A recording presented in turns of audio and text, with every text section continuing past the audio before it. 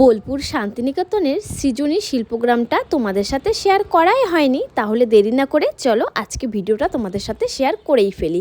So hello everyone, welcome back to new video. কেমন আছো তোমরা সবাই? আশা করছি ভালো আছো, সাথে সুস্থ আছো। আমিও বেশ ভালোই আছি। এই সৃজনী শিল্পগ্রামটাকে অনেকে আবার সৃজনী পার্ক বলেও থাকে। আর এই শিল্পগ্রাম সকাল 9টার থেকে বিকেল 5টা পর্যন্তই খোলা থাকে। আর এখানে ঢোকার জন্য মাত্র 30 টাকা করে টিকিট নেয়। 4:30টার পর কিন্তু এখানে আর ঢুকতে দেয় না। তাই দুপুর নাগাদই কিন্তু আমরা চলে গিয়েছিলাম এই শিল্পগ্রামে। ঢোকার সাথে সাথেই ভীষণ সুন্দর সুন্দর মাটির ঘর দেখতে পেলাম। আর ঘরগুলো সুন্দর সুন্দর কালার করে হাতে সুন্দর করে কিন্তু আর্ট করা আছে। চলো তাহলে সামনে যাওয়া যাক, কী আছে সমস্ত কিছু তোমাদের সাথে শেয়ার করব। ও হ্যাঁ, আর একটা কথা বলতে ভুলেই গেছি, তোমরা যারা আগের ভিডিওগুলো দেখোনি তারা দেরি না করে ঝটপট দেখে এসো। বোলপুরের অনেক কিছুই কিন্তু সেই ভিডিওগুলোতে আমি শেয়ার করেছি।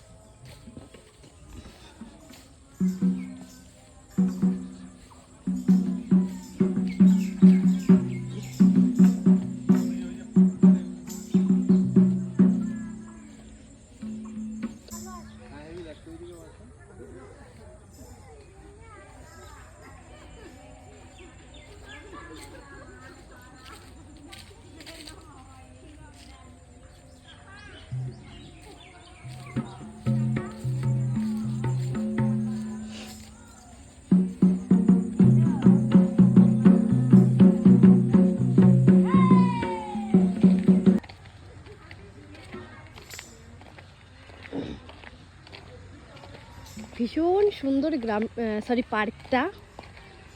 অনেকটা সময় এখানে কাটানো যাবে, কারণ এত কিছু আছে দেখার মতন। দেখে মানে 1.5-2 ঘন্টার মধ্যেও তোমরা দেখে শেষ করতে পারবে না। এত সুন্দর চারিপাশটা, এত শান্ত, এত সুন্দর একটা হাওয়া। সামনে আবার একটা সুন্দর পুকুরও আছে। আর এই হচ্ছে আমি। বাকি সবাই কোথায় গেছে আমি জানি না। এই পার্কে আসার পর সবাই হারিয়ে গেছে, যে যার মতন ঘুরছে, কেনাকাটা করছে, আর আমি তোমাদের জন্য ভিডিও করছি। তাছাড়াও তোমরা যদি বোলপুরে যাওয়ার পরে কেউ সোনাঝুরির হাটটা মিস করে যাও তাহলে কোনো চিন্তা নেই, এই সৃজনী শিল্পগ্রামেও কিন্তু সোনাঝুরি হাটের মতন ছোট্ট একটা হাট বসে একটা সাইডে। সোনাঝুরি হাটে যাওয়ার পরে তোমরা যেসব জামা কাপড়, গয়নাগাটি, ব্যাগ সব কিছু পাবে, এখানেও কিন্তু সমস্ত কিছু পাওয়া যায়। দাম কিন্তু একই। যাই হোক, তো চলো একটুখানি এদিকের হাটটাও ঘুরে দেখা যাক। আর জানো তো, সোনাঝুরি হাট তো এখন আর রোজ বসে না, একটা নির্দিষ্ট দিন হয়ে গেছে। তাই মাঝে মাঝে সোনাঝুরি হাটটা কিন্তু অনেকেরই দেখা হয় না। হয়ে গেল বেশ সুন্দর, ঘরগুলোর গায়ে কলমকারীর ছোঁয়াতে আর্ট করা। বাহ, ভীষণ সুন্দর।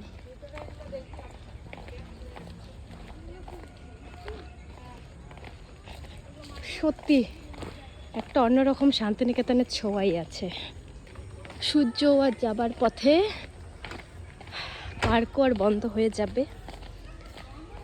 এছাড়াও এই সৃজনী শিল্পগ্রামে কিন্তু সুন্দর একটা জিনিস তুলে ধরেছে।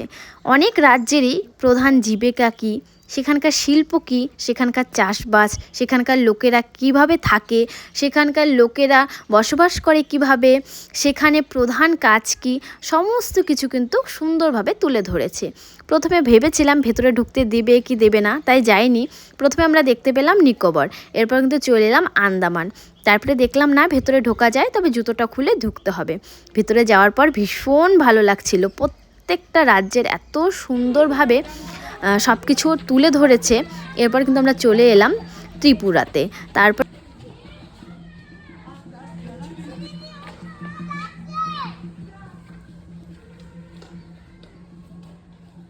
বাহ, মণিপুরের ভেতরটা ভীষণ সুন্দর, ভীষণ সুন্দরভাবে সাজিয়ে তুলেছে ওরা। আসাম,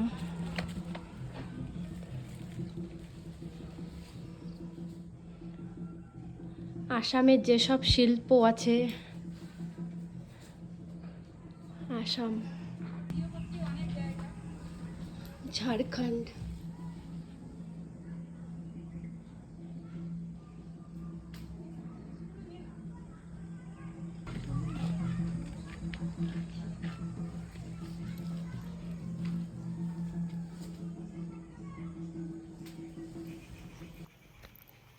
এখন আমি যাচ্ছি আমাদের রাজ্যে মানে পশ্চিমবঙ্গ।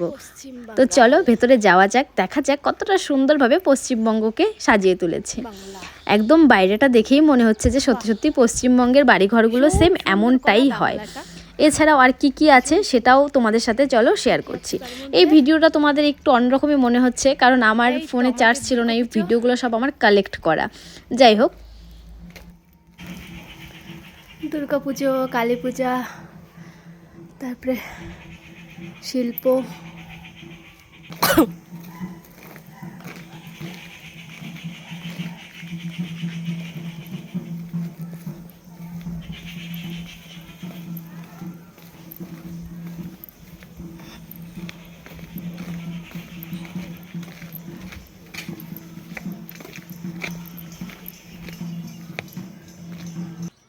পুতুল ঘর,